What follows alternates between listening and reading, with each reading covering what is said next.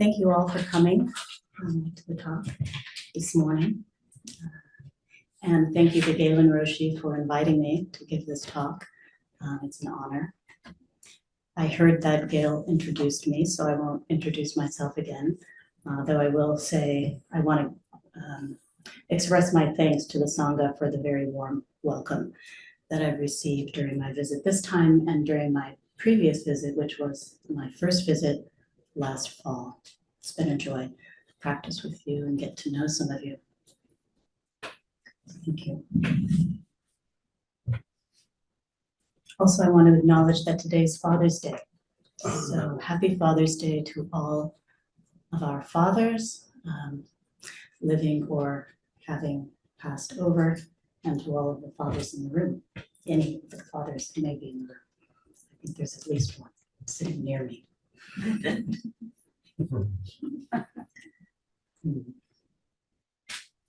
This morning, I'd like to talk with you about intimate practice and total inclusion, and talk a little bit about how this relates to karmic consciousness, which is the theme, so to speak, of the practice period here.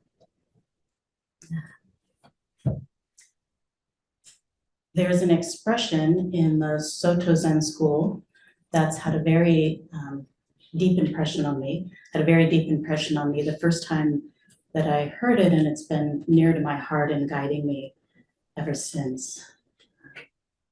It's been suggested that this expression could be considered the defining character of the school of Soto Zen Buddhism. And in Japanese, the expression is Menmitsu no Kafu.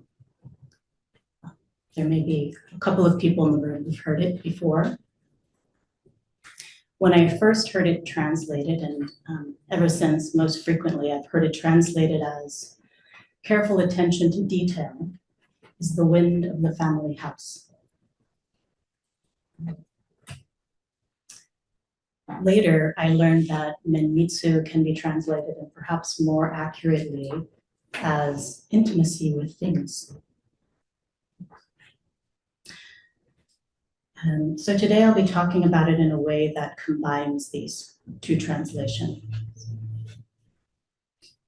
Careful intimacy with things is the feeling of the family way.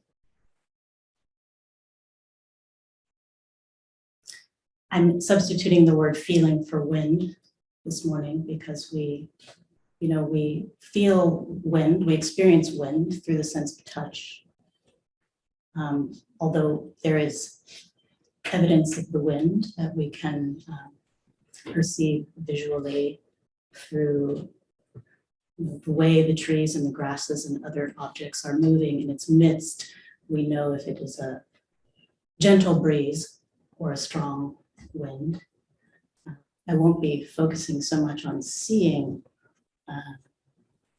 this morning, although all of the senses are instrumental in practicing this way.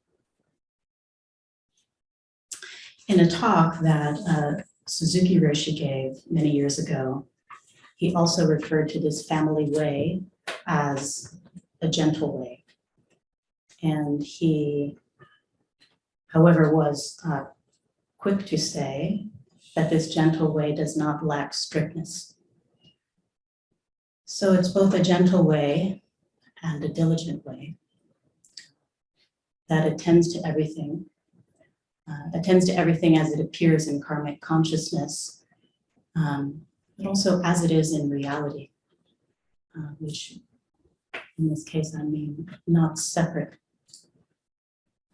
So this teaching accommodates what in the Zen school we often refer to as the two truths, the relative, dualistic, conventional reality, and the ultimate, the non-dual.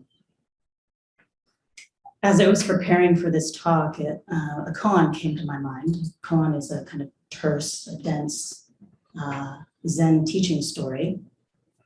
And this one is called The World Honored One Points to the Ground. And the story goes that the world honored one, or the world honored one is a name or a superlative for the Buddha. The Buddha was out walking with the congregation when he stopped and pointed to the ground in front of him and said, "This is a good place to build a sanctuary." And then Indra, who either appeared out of nowhere or was walking with the congregation, came forward and plucked a blade of grass and planted it back in the soil and said, "The sanctuary is built."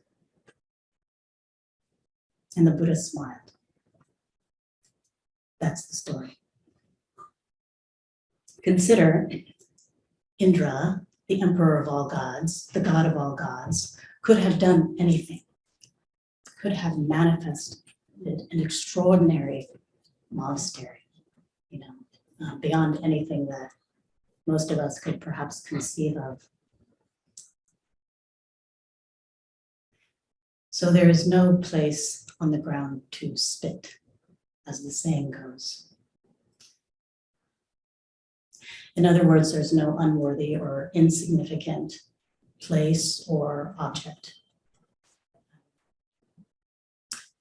Nothing unworthy of our wholehearted practice in meeting it, whatever it is.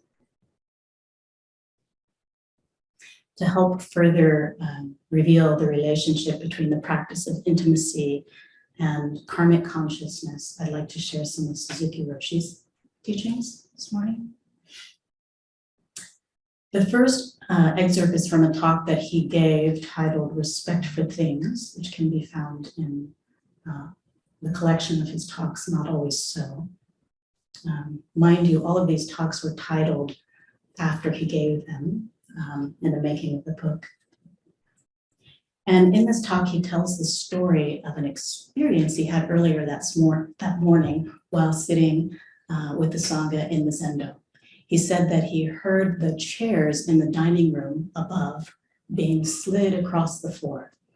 And he says, this is not how to treat chairs.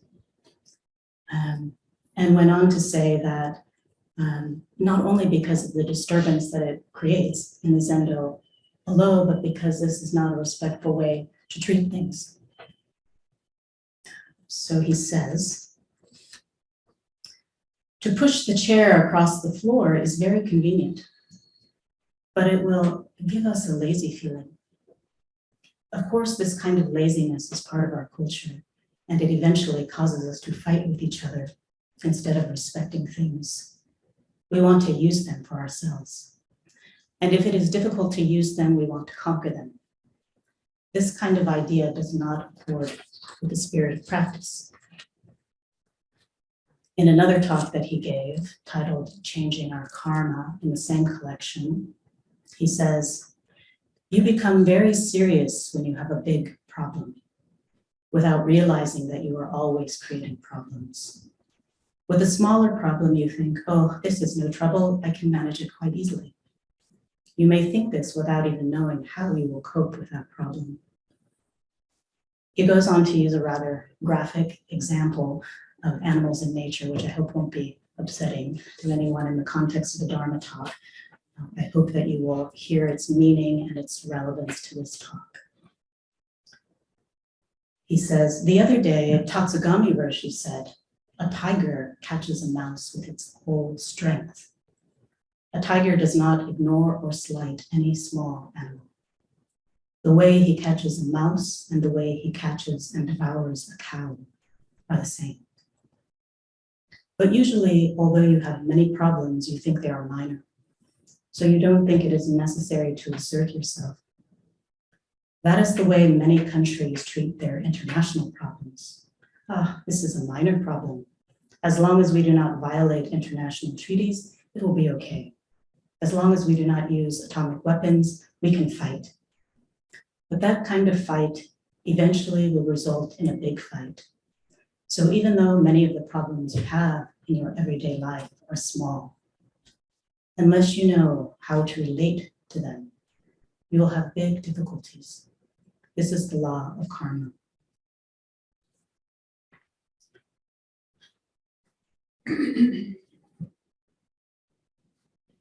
So, Manitsu no Kafu, a kind of careful attention and intimacy with all things, as the feeling of our family way, includes the full range of our daily lives,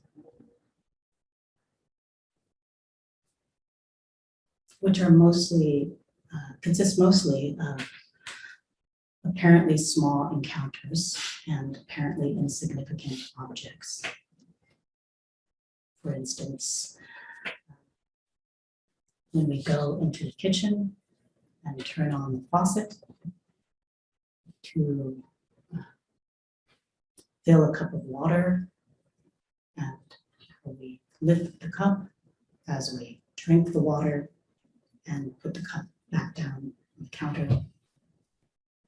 How we handle doors as we enter or leave a room, whether gently with attention and care or with no regard, slamming the door, often without even noticing that we've done so because our bodies are in one place and our minds are somewhere else. And naturally, this habit energy extends throughout our day in the way we greet others. Many people who we think we don't know and exist simply to serve us, the cashier, the person who delivers our mail. And then in that habit energy may continue the way we greet our colleagues and the way we interact with our familiars, kind of taking them for granted as we tend to do.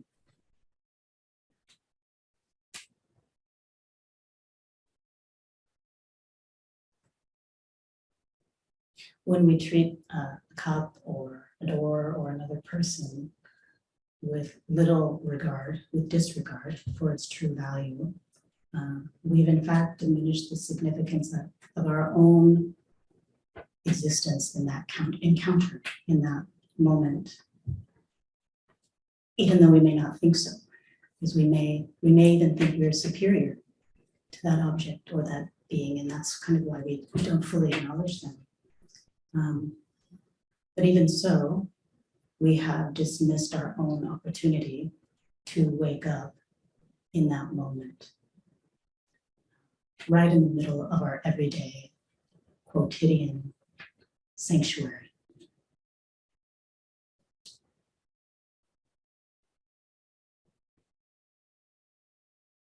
So just to reiterate, the presence and the quality of the attention with which we meet each thing conditions our karmic consciousness. It creates our habit energy, and it cultivates our way of being in the world. This is how we become conditioned beings.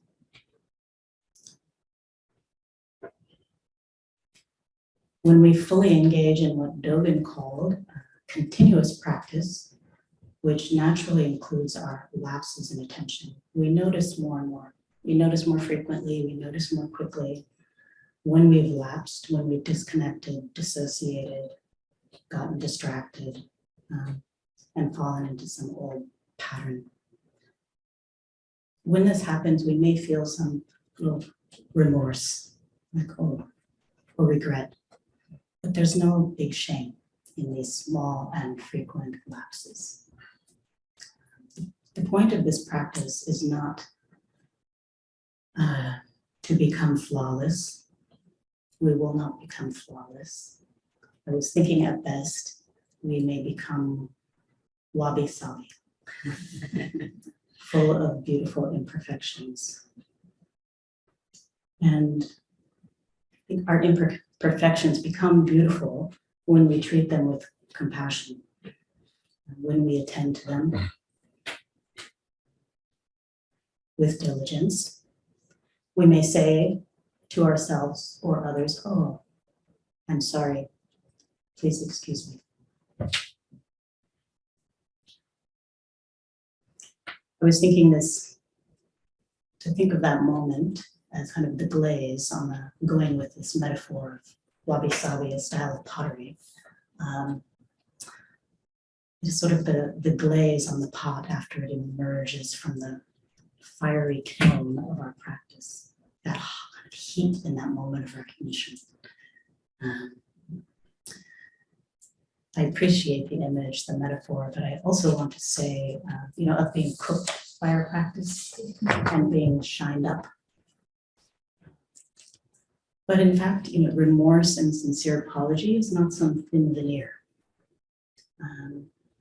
It heals and it builds trust in ourselves and one another and supports us to continue practicing together with all things, all beings, small and large, that we actually depend on for our life. It has been my direct experience and also my observation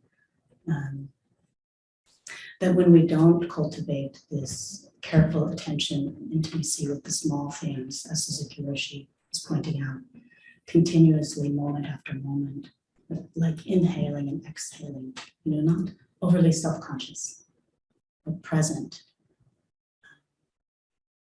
When we don't practice this way moment after moment, we tend not to develop the sensitivity, the acuity of mind, or the capacity to really be fully present and appropriately respond to the large and complex circumstances and problems that will arise, that do arise also in our life. Again, I think it's important to know that careful attention and intimacy with all things is not about becoming a fastidious or meticulous person. It's helpful to consider the shadow side of this practice, or the near enemy, if you will, to careful, intimate attention to detail, which could be a tightness, rigidly controlling, possibly hypervigilant, something extreme, which is not the middle way, which is our practice, the middle way. And Mamitsu no Kafu is not about getting things right, though I think it informs the fact that we do need some agreements, some rules about how we go about living together so that we can live together harmoniously and ethically. And it helps us to notice when we are out of alignment with the way we want to live in relationship to others. Ultimately, Menmitsu no Kafu is a path of awakening to no separate self.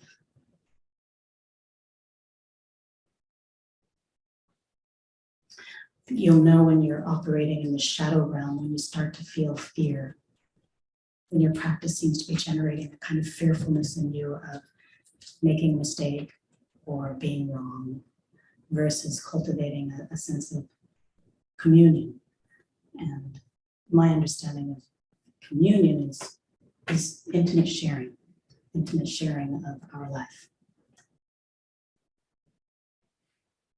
This is a very experiential path. It's not some intellectual understanding, although we need some cognitive understanding of how this all works. It's somatic, it's relational.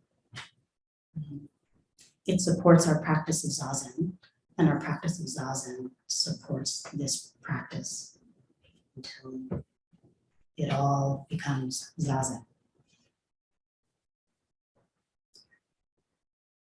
When we practice in this way, we are sensitized and we begin to feel and notice much more than we were previously accustomed to feeling and noticing. So allowing this kind of sensitization is tenderizing, and that can be scary at times when we're not used to feeling so much and haven't quite differentiated between the tenderness and fear associated with danger based on past experiences.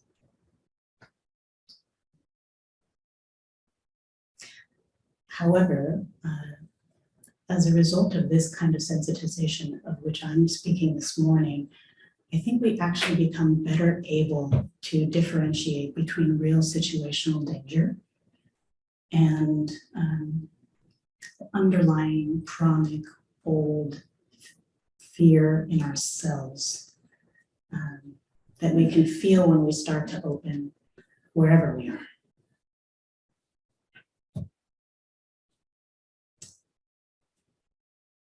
So our senses become more enlivened, let's say, through this practice, which is what I mean this morning by sensitization.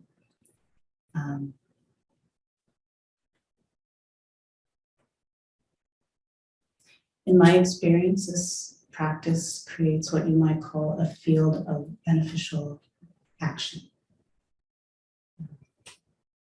What generates beneficial action? Intimacy with all things. I think intimacy cultivates loving kindness, supports, at the very least, the cultivation of loving kindness, compassion, wisdom, and the feeling of fullness or richness of our lives, our everyday lives, which I think gives rise to satisfaction. And being satisfied is deeply easeful, and ease is restful.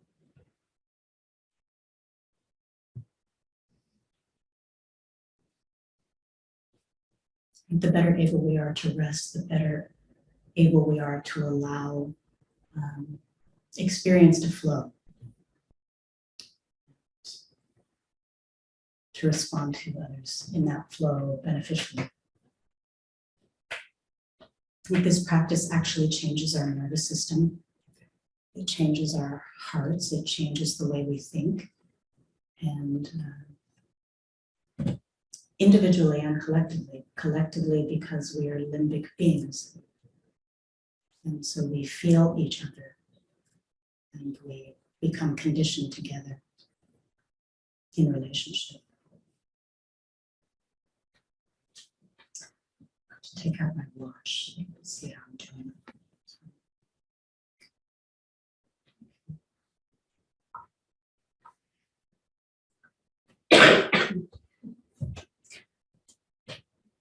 This contemplation of Menmitsu no Kafu has been resonating in me with the line from the loving kindness meditation, which we've chanted here a few times during this visit. And the line is, just as mother at the risk of her life watches over and protects her only child, so with a boundless mind should one cherish all living things, suffusing love for the entire world, above, below, and without limit.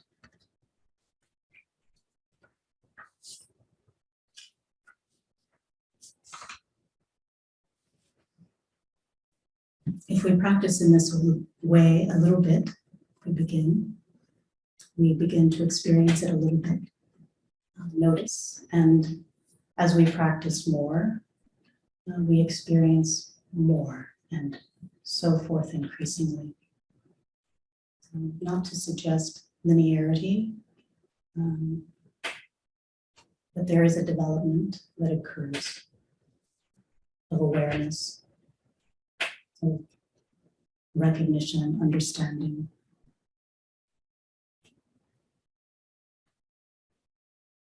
We do need time on the cushion. I want to get this in really into the talk.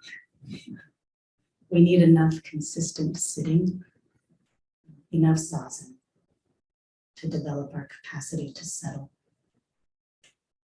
attend to, open to, feel, and stay with ourselves.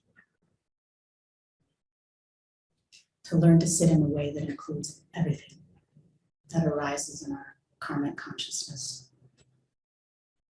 that arises in our consciousness, that arises in our awareness, which is not the same as our karmic consciousness. So so to speak. I don't want to get myself in the weeds here now. Careful. I feel Tim's ears pricking.